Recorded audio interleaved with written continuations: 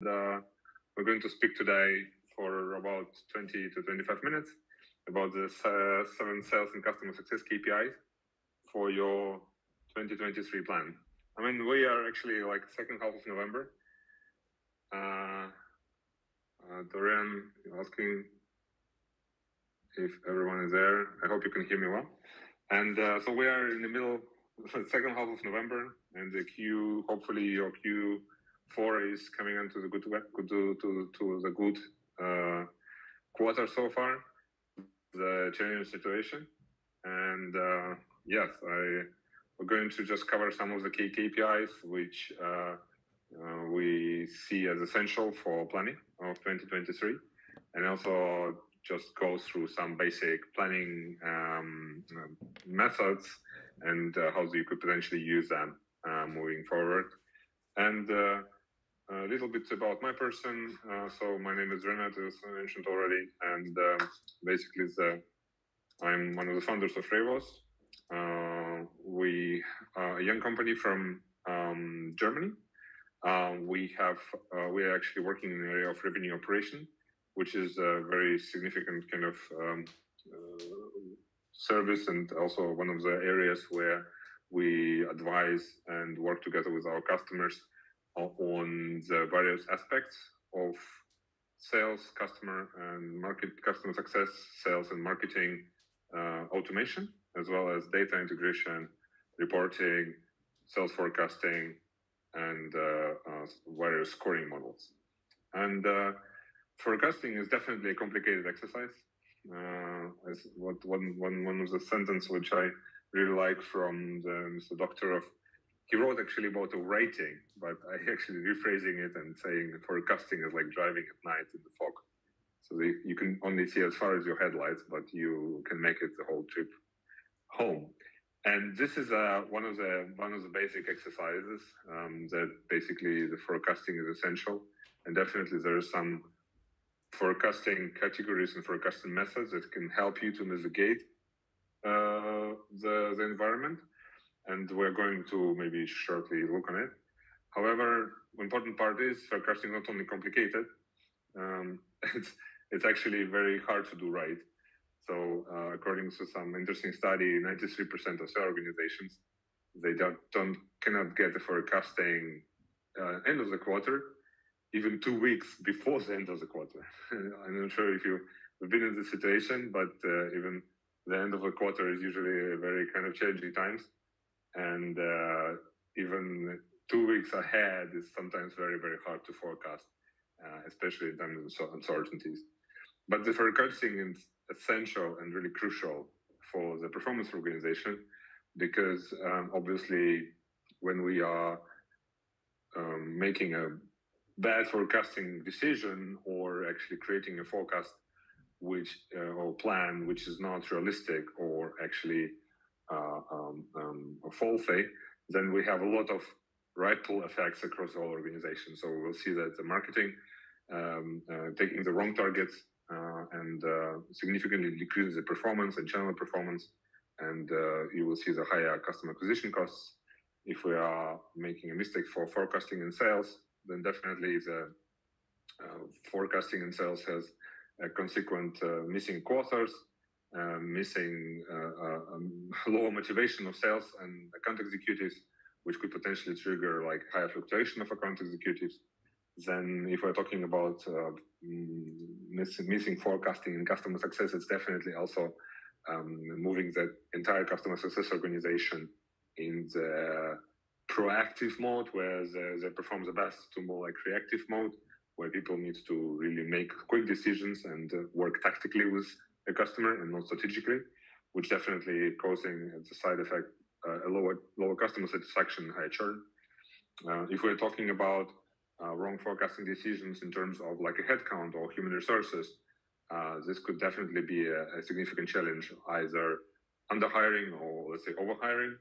Overhiring causing layoffs, and underhiring causing the lower performance of entire organization. And last but not least, the sales forecast or revenue forecast in these terms, and potentially profitability forecast, has an influential a challenge for the entire company, because obviously if the sales numbers or revenue growth numbers cannot be hit, that's as a side effect. We'll have missing opportunities on the funding side, on the growth side, and could potentially cause other significant damages in the company. There are two typical ways how we could potentially forecast, right? If we are talking about a top-down or bottom-up forecast.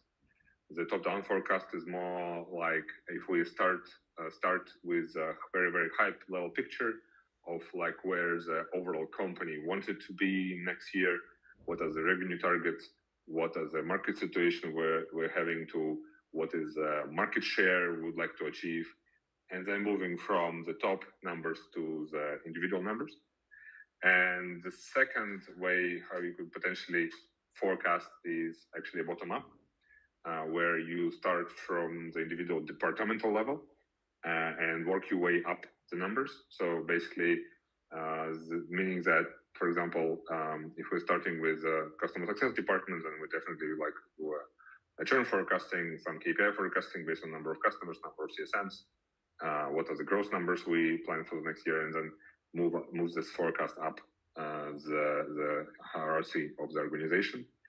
And both of the methods have equal importance, and both of the methods needs to be done because obviously the advantage of top-down forecasts that it creates an alignment across the organization, so that every department knows like what is the bigger goal and what are the part of this goal in the each department.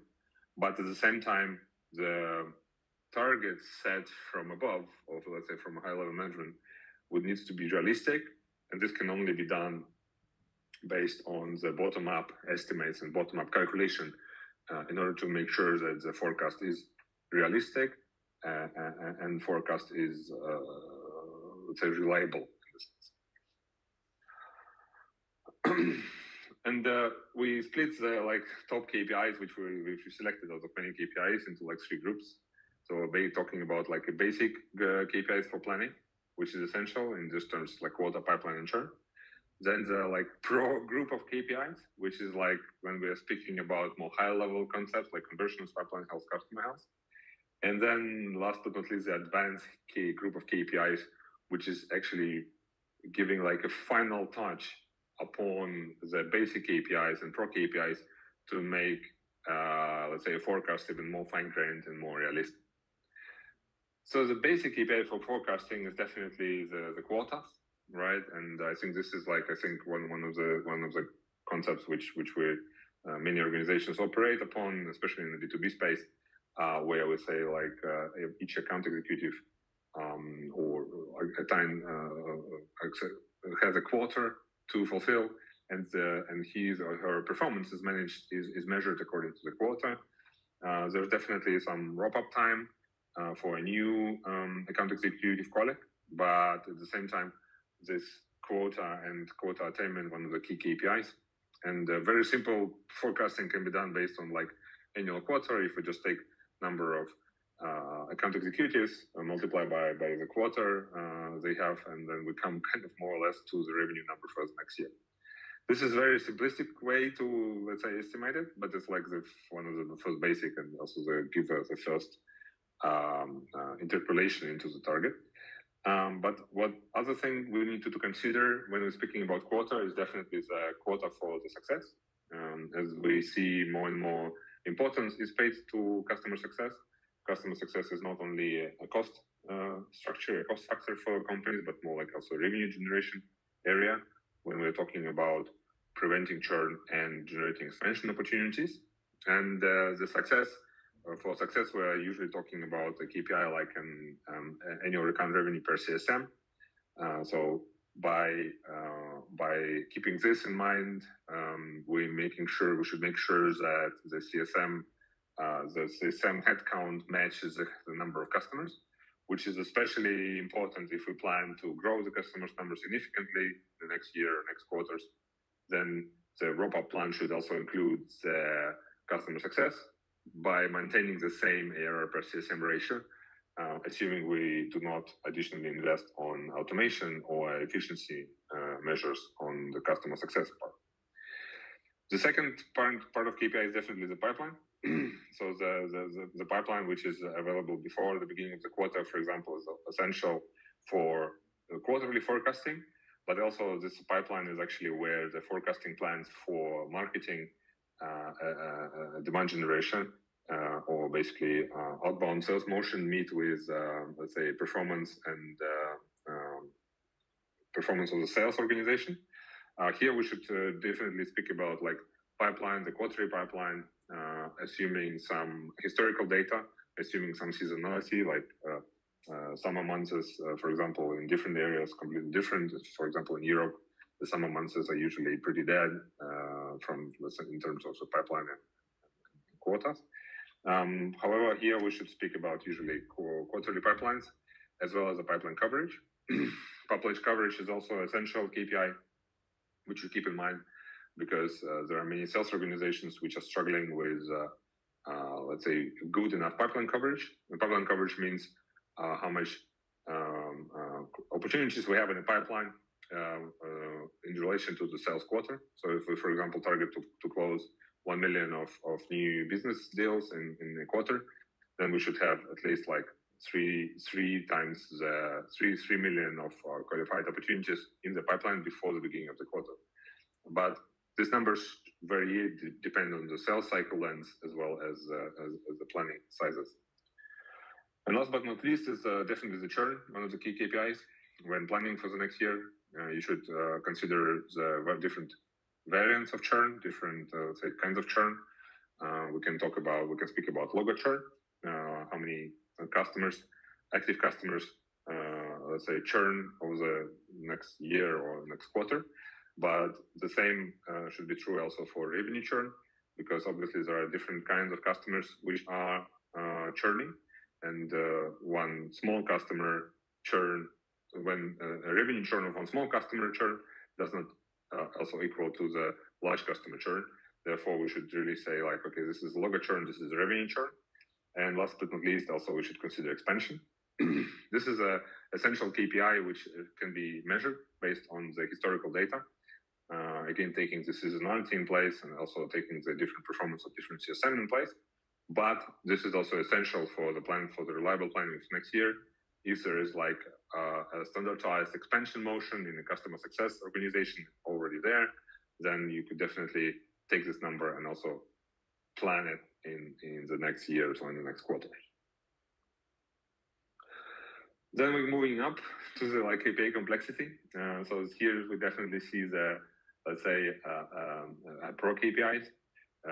First of all, what usually can be a good exercise for planning for the sales forecast and also for the revenue planning is working with conversions.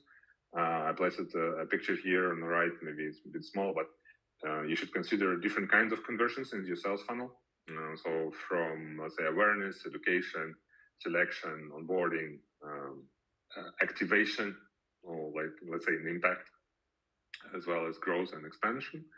And all of these conversion rates, you potentially need to know to make a reliable plan for the next year, because this will give you a good basis for bottom-up testing of revenue goals, which is pretty simple. For example, if you know that like the conversion from awareness to like to selection and to onboarding is, I don't know, to 20%, then you can easily, let's say, calculate back the amount of pipeline you need to have beginning of the quarter in order to reach your targets. The second kind of pro KPI is actually pipeline health, and it comes like hand in hand together with the third pro KPI, which is the customer health. But pipeline health, you can think about pipeline health as more like an activity-based scoring model for your sales pipeline. You can imagine, and it's pretty natural to have different kinds of engagement levels for different kinds of deals in your pipeline. So for some of the customers which are very highly engaged with your sales account executive, you can definitely estimate a faster close rate or faster close time. And in contrast, you have another opportunities which does not have that kind of high level of engagement. And by calculating in some of the key engagement factors, some of the key characteristics about the seniority of people involved in the deal, and another different parameters. You can calculate the standardized pipeline health. And this could definitely help you to forecast more precisely on year to year, but also on a quarter to quarter basis. And the customer health is a similar characteristic, but more on the customer success area. So where I was speaking about expansion and churn, customer health can be one of the prediction of customer churn, and also can have you like an early indication of a churn or expansion. One of the additional things which you could use, there's like a customer health scoring access example you can also download from our website, for example. Or another additional thing which you can think about when you're thinking about customer health is also calculating or gathering the Net Promoter Score, CSAT, customer satisfaction score. These are definitely also some of the easy ways to assess, let's say, an outcome your customers are getting out of your product, and more or less a standardized way to assess the customer satisfaction. And last but not least, the advanced KPIs. These are actually two, or let's say 2.5 KPIs we have here. The first, not always obvious, but a very important KPI is the pipeline velocity. So the pipeline velocity results is indicating like what is the typical speed of motion of your deals through the sales pipeline, and we can start very, very early if you have like a solid data foundation, but even based on the data from a CRM system, which is not connected maybe to the previous marketing system or customer success systems, you can already get a first impression. And pipeline velocity can be seen as very simple. So, for example, how long does it usually take for a deal to move from let's say the creation opportunity stage to the closed won stage, and what is also the duration of the deal moving from the beginning to the closed lost stage. And we have seen in our project and our customers a variety of different numbers here, and they're definitely also worth an additional look, because the pipeline velocity can also give you a very good mechanism to backtest, or let's say bottom-up test your plans for the next quarter or for the next year. For example, if you know that the average time from beginning to close for the win deal is like 3 months, then you can be pretty sure that the deal or a customer you did not had in your sales pipeline by the beginning of the quarter will not be actually closing by the end of the quarter. And by keeping this information in mind, you can already do a preventive actions before it's actually too late to save the quarter, which will fall behind the plan. And another interesting characteristic is the deal slippage. So the deal slippage is like very advanced KPI. So if you are actually looking into the deal slippage, it means that you solved all other data challenges and KPI challenges before. The deal slippage is typically a measure like how many deals are slipping the quarter, because the deals slipping the quarter have significantly less probability to be closed in the next quarter. And this is also very much related to pipeline velocity, because, for example, in some of our projects, we have seen the difference between deal velocity, a deal which was won and deal which was lost, was basically the deal which was lost was 3 times longer in the pipeline than deal which was won, which means that, for example, if the deal is not won in a particular time frame, the probability of it will be won is actually pretty decreasing with every day. So that you could, if you know the deal slippage characteristics and these KPIs, you can actually pretty solid, have a solid foundation to predict if this deal will be closed or not, and making sure that deals are not slipping to the next quarter. And one of the last advanced KPIs which we have here is actually every KPI you have seen so far, but in more or less a real time. What we have seen very frequently in our customer bases and also in previous companies, that this sales forecasting and sales planning is happening on infrequently, right? So either quarterly or monthly, and this exercise is actually pretty, and the reason for this, because it's actually pretty computational intensive, like to prepare all the spreadsheet usually to gather all the data, and it's pretty challenging to really make this exercise frequently. However, making this exercise more frequent gives you a lot of more advantages, a lot of more capabilities to do corrective actions.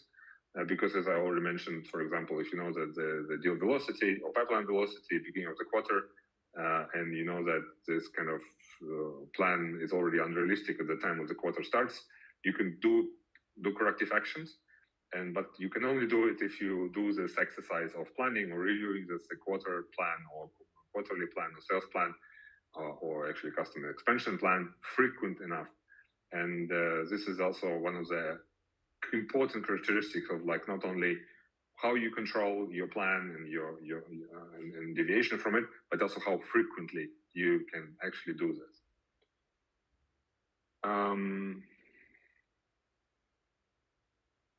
And then there was a question, I think, if we come back to the chat, what I see that Sarah was asking, what is a good channel to ask for feedback when you churn? This is definitely a very good question. It highly depends on the way how people actually churning or how people actually terminating the contract.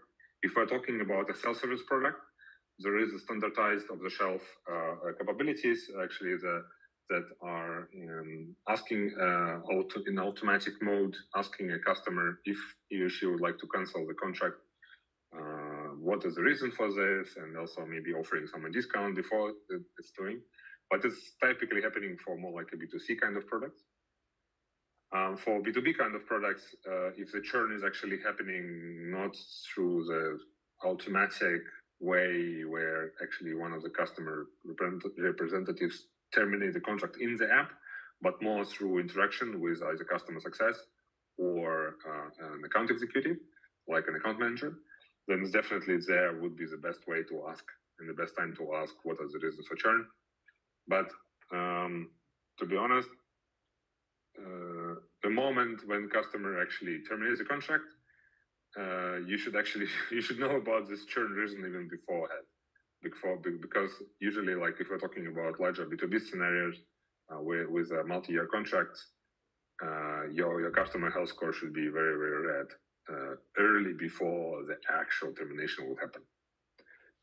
So that actually the termination of a B2B contract should never be a surprise because it's not happening like from overnight, but more like a lengthy process where typical customer like starts speaking to competitors, start to evaluating different products to replace the product you were selling to him or to this customer, and therefore it's actually a lengthy process. I hope that answers the question, Sarah. If not, just write down in the chat.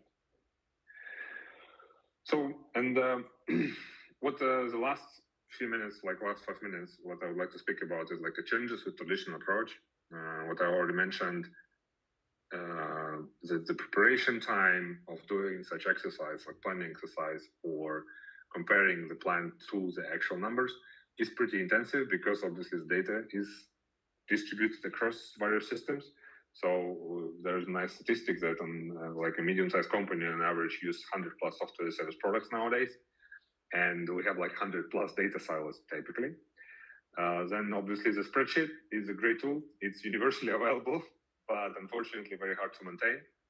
And the CRM systems do provide some forecasting capabilities and also analysis and reporting capabilities. But usually, if you have seen, like for the basic metrics, it can work quite well.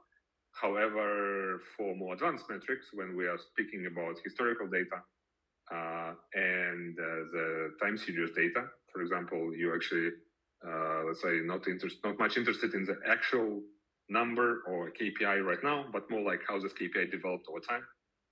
And this represents like a technical challenging task for majority of CRM systems. And even if there's like for example, in Salesforce, there's a possibility to store the historical data for a particular field. This storage is very limited in time. And then obviously, most of the time we're speaking to our customers, they tell us that they actually have too much data. You know? There's not only like very different systems, but also very hard to distinguish between like real data, like important signals, or more like a noisy and correlated data.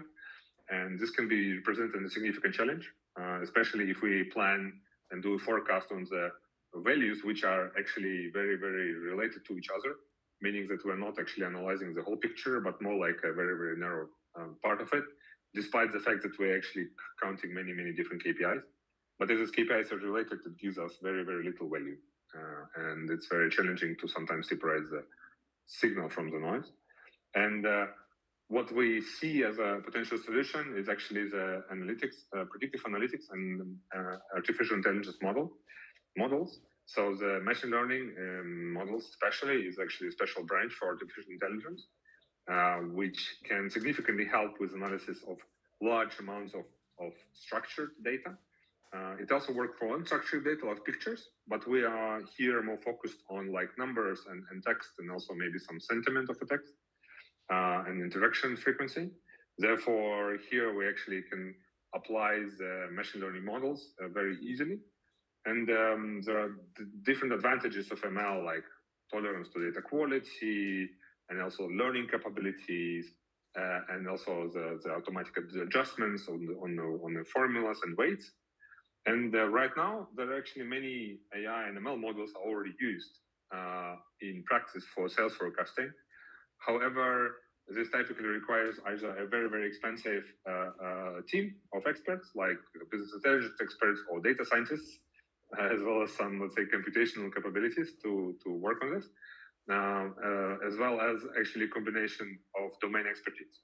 And this is actually one of the reasons why we, Rebus, are actually doing it, because this is one of our product offerings for Rebus AI.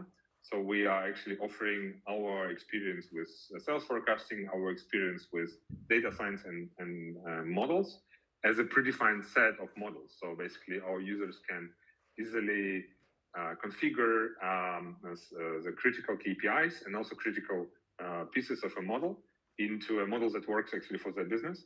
And we actually, and based on this, a variety of different KPIs and for sales forecasts can be done much faster. And the most important, it's not only like the quality of prediction, which is not only initially very high, but also increasing with time, but also the frequency of this exercise. So with Rebus AI, you can do weekly forecast meetings and not spend too much time on really like juggling with Excel data and things around it. So if you would like to have a look how this actually works in practice, we'd be really happy to show you how it works. There's a link here. You can just fill in the form here, or just reach out to us on all the channels, and we would definitely be happy to show you how this works. So we're just in time, half an hour passed through. I hope you could pick up some of the data from this webinar. We will also distribute the slides after the webinar. So my friend Andrew will definitely help with this. And hope you liked it, and looking forward to speaking to you soon.